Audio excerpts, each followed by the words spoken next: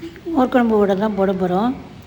200 gram கடலைப்பருப்பை 1 மணி நேரம் தண்ணியில் ஊற வச்சு நல்லா களைஞ்சிட்டு மிக்ஸி ஜாரில் போட்டு அதில் 4 மிளகா வத்தல், இஞ்சி, பூண்டு, கருவேப்பிலை எல்லாம் போட்டு நல்லா நைஸாக அரைச்சிக்கணும். அப்புறம் தண்ணி விட்டு பேஸ்ட் மாதிரி அரைச்சிக்கலாம்.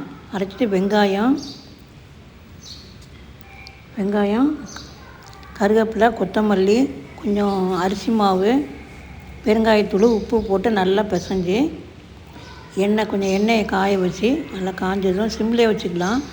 வச்சுட்டு நல்லா உருட்டி தட்டி போட்டுடலாம் வடையை. கொஞ்சம் நைஸாக அரைச்சா தான் வயசானவங்களாம் சாப்பிட முடியும். பிறுபிறுன்னு அரைச்சா சாப்பிட முடியாது. வெந்து எடுத்து வச்சிடலாம் ஒரு பிளேட்டில்.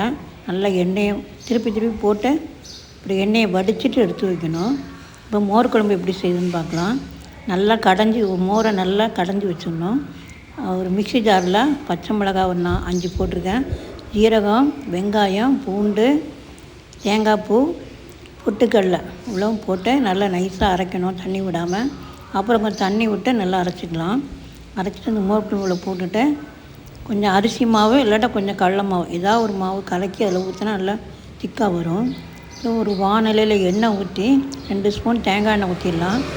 தேங்காய் எண்ணெய் ஊற்றினா நல்லாயிருக்கும். தேங்காய் எண்ணெய், கடுகு, உளுந்தம் பருப்பு, வெந்தயம், 2 காஞ்ச மிளகா போட்டு நல்லா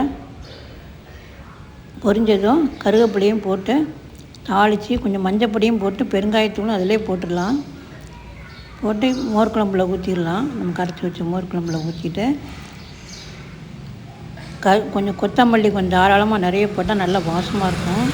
இப்போ கொத்தமல்லி போட்டு கேஸ் ஆன் பண்ணி நல்லா கொதிக்க வைக்கணும். பொங்கி வரும்போது ஆஃப் பண்ணிடணும்.